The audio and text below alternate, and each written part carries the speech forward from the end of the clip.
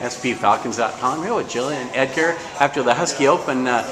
Gillian, a great first varsity 8 race. You raced against the #1 team in the country, Western Washington. How do you feel about it? We felt really good. We had a good warm-up, and we weren't going in expecting to beat them, but we wanted to have the smallest margin possible. So we just went out and we held on as long as we could.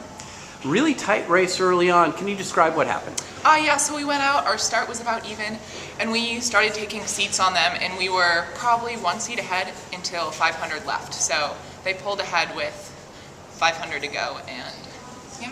Yep. Ended up at the finish, what was the differential? I think we were 4 seconds off of them. Yep, just a little over a length, I think. Mm-hmm. Yeah. How do you feel this compares to your other races this season? Our other races, this was the most consistent race. So our other races, for example, in San Diego, there was, the weather was a little nasty, the water was choppy, and we were out in lane 5, so it was a little bit harder to compare to the winner. But this race, all the lanes were even, so it was an easier comparison. This was over at the UW in the Montlake Cut, kind of a unique course, very narrow. You got fans on both sides. Yeah. How was the atmosphere there? It's really fun. So it's a quiet start. You're out in the middle of Union Bay, and then you start to pull up to the end, and you hear the crowd just cheering, and you can almost not hear your coxswain. It gets so loud. At about, I think, 300 meters left to go, you go under the Montlake Bridge. There are a couple hundred people up there. Do you hear them as well? Yeah, I heard them. I actually heard my dad, which was kind of exciting. It was a little distracting, but I heard a lot of parents and fans, and it was fun. You heard him because you recognized his voice, or was he yelling your name? He has a special cheer he's been doing for years. It's really exciting. Very nice, great.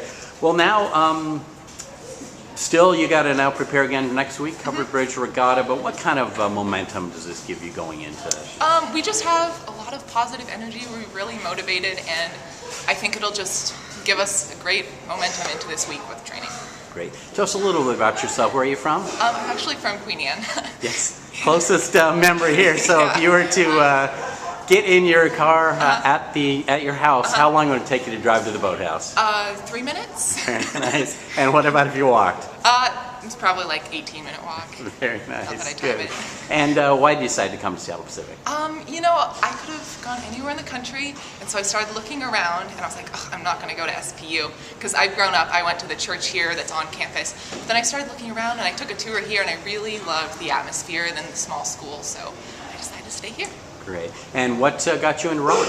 A lot of people have told me to try it. I grew up running and swimming, and this summer, a couple people told me, and I made a list of everyone who told me to try it, and I was like, well, the 13th person, I might as well just contact the coach. And he emailed me back, and here I am. That's great. And how has the process learning to row been for you? Endurance-wise, it's not too hard, but I'm not the most coordinated person, so picking up the technique and stroke has been pretty difficult, so I have to work pretty hard on that. Sure. And then lastly, do you have a major yet? Yes, I'm intended nursing, and I'm adding a business minor. Fantastic, great. Gillian, thanks so much for your time. Congratulations on a great race. Thank you.